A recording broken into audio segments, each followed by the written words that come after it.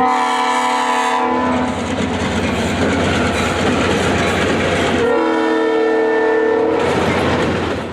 October 12th, 2020, and me and the boys are out on CSX's Selkirk sub with a day of rare trains ahead of us. The night before, we made a last-second decision to cancel our Riverline trip in favor of a Selkirk branch trip because all of the trains of interest would not be on the Riverline in daylight.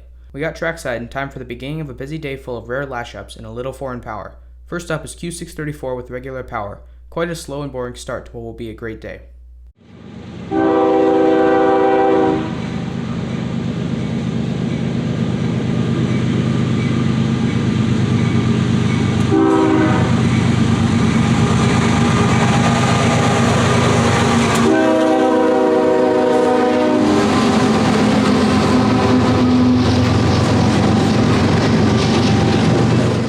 Q634 is an eastbound manifest and empty trash train out of Columbus, Ohio. Also, you may notice that we're between two tracks, which at most railroad crossings would most definitely get you called in or even killed, but here at Stone Road, the tracks are far enough apart that you can safely stand between the two tracks. I think Stone Road is one of the best places on the Selkirk branch, with a lot of space to set up and a porta potty, plus there's no crossing bell, so you don't get annoying crossing bell sounds in your video. The only issue is that there's very little shade, the shot isn't very special, and the lighting is really hit or miss. Either it's perfect or atrocious.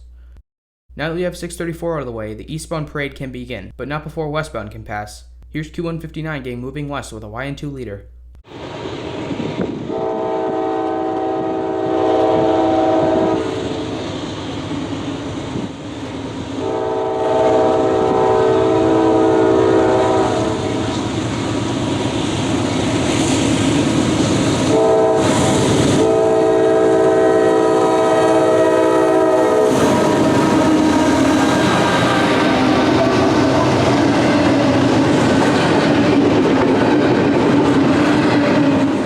Q159 is a westbound intermodal from New Jersey to Syracuse, New York. Not much later, Q621 showed up and stopped short of the crossing, as they had to wait to proceed east due to there not being enough space in Selkirk Yard for 621 to yard. Q620 and Q621 are Selkirk to Massena trains that have weird symbols. Generally on the Selkirk sub, even-numbered symbols are eastbound and odd-numbered symbols are westbound, but these trains are technically considered northbound and southbound because they turn north at Syracuse. After nearly an hour of waiting for Selkirk to make some space, Q621 started moving east. Trailing second is a rebuilt SD70 Mac. CSX recently rebuilt a bunch of their Macs at their shops in Huntington, Kentucky, and this was my first time ever seeing one, but not my last time seeing one today.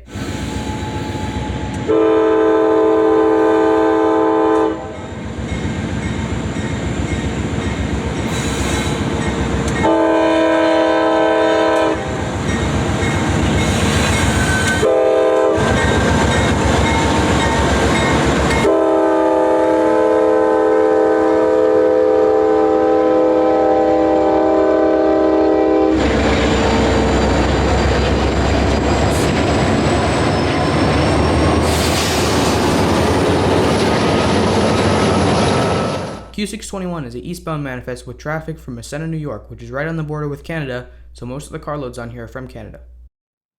Next up was Q003, a high-priority westbound intermodal to Chicago. On the point is a Gevo, and another of those rebuilt Macs that we just saw. Definitely some really good power for Q003, considering it's a hotshot intermodal.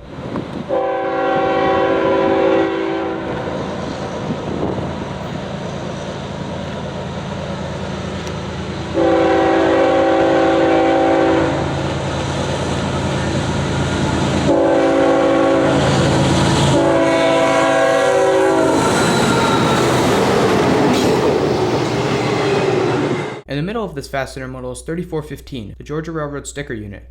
Easily the best lash-up I've ever seen on Q003, but that's a pretty low standard.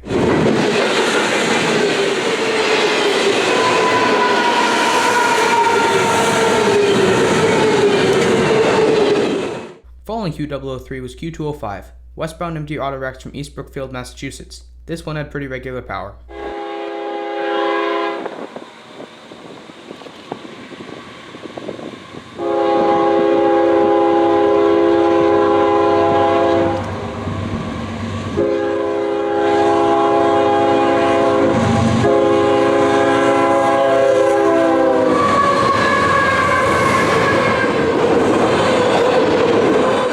Meeting Q205 was Q212, auto racks and intermodal stacks from Buffalo. This is one of the pros of Stone Road. You can stand between two trains passing on both sides of you. Also, the leader on Q212 was YN2, which as I've said before are becoming slowly an uncommon sight on CSX.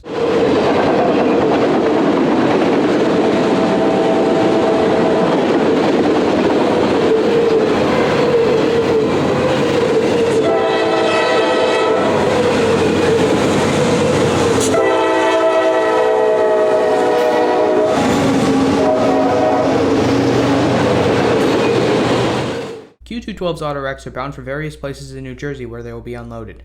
First, it'll drop off some autoracks at Doremus 1 Yard in Newark to drop off Nissan and Ford products, then Doremus 2 Yard to drop off Chrysler, GM, and Toyota products, and then finally Port Newark to drop off Toyotas and pick up imported cars from all over the world. Q212 stacks are bound for places all around the tri-state area.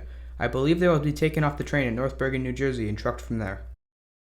Soon after was Q157 with the Jevo in the lead. This Jevo has a K5LA swapped in for its original K5HL, which is becoming a common thing as these engines get older and experience the wear and tear that comes with being in regular freight service.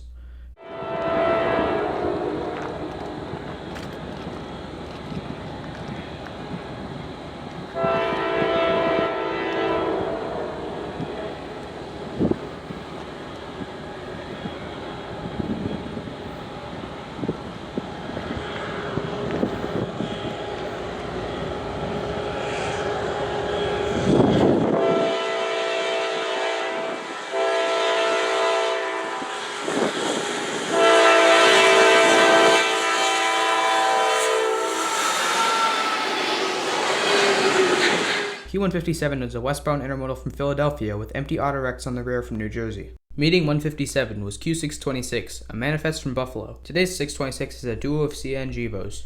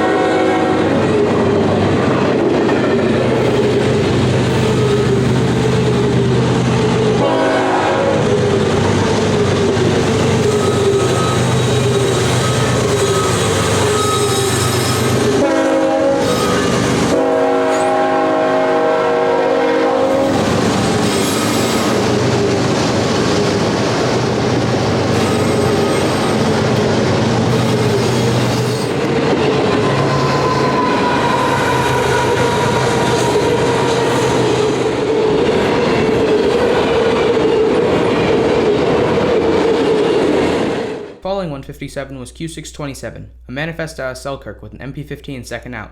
This MP15 is bound for Buffalo, where it'll either be used for switching there or it'll continue west.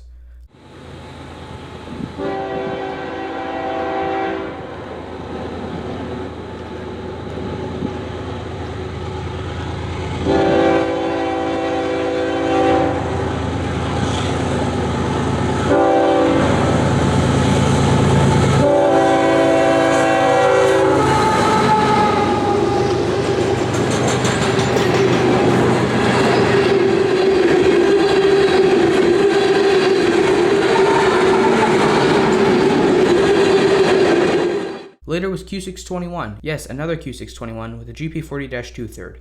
The previous 621 was from the 8th and it was running very late, and this 621 was from the 9th.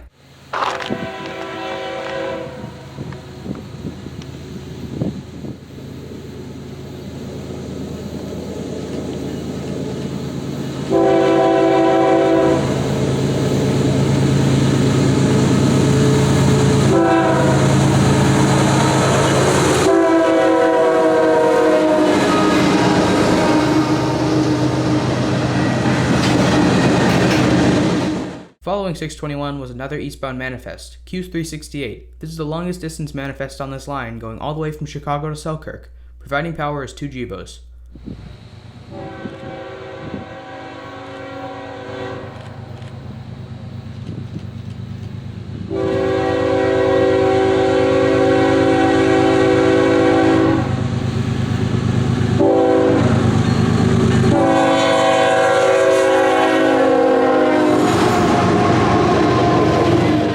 Next up was Q620, which is the westbound counterpart to Q621. Today's 620 has a YN2 AC44 and a DC GEVO.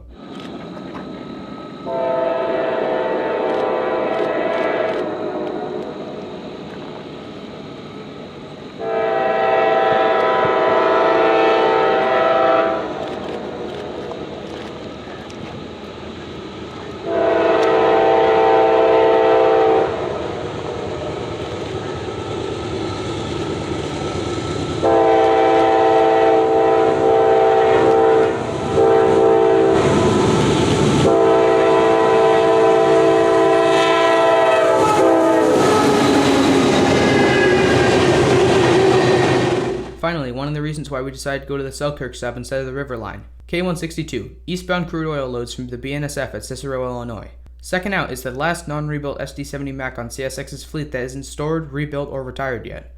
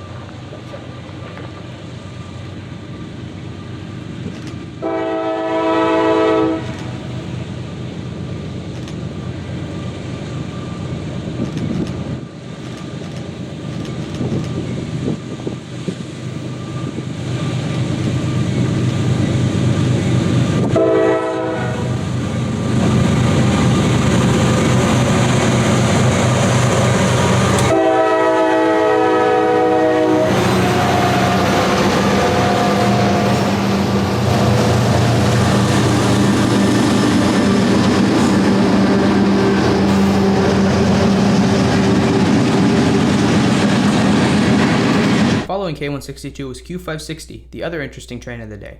Today's 560 has a rebuilt Mac leader and a DC GEVO providing power, and then an SD40-2 and Dash 8 dead in tow.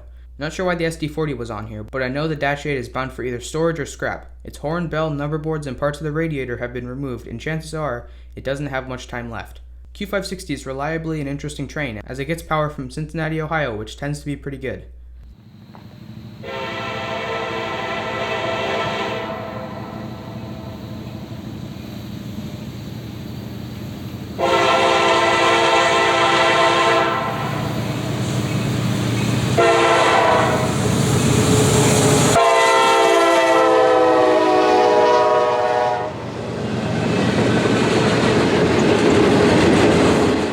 The last train we saw at Stone Road was Q567, westbound empty autorex to Detroit, where they will be loaded with Chrysler, Ford, and GM products.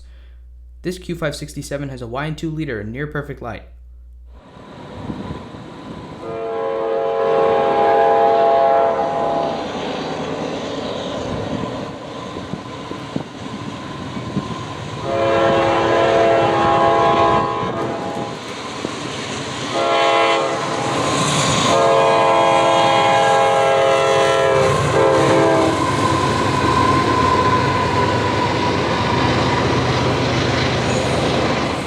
After Q567, we headed east to New Scotland's Game Farm Road and saw Q561 right around nightfall.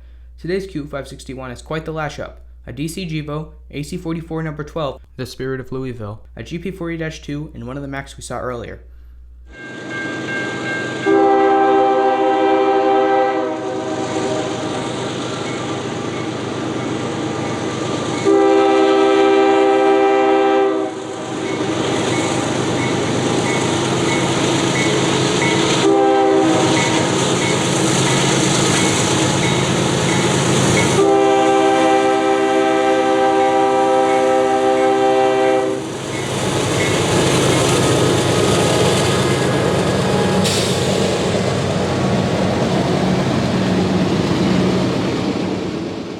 This concludes Railfanning on CSX's Selkirk sub. This is easily my best trip to the branch in terms of quality and quantity of trains.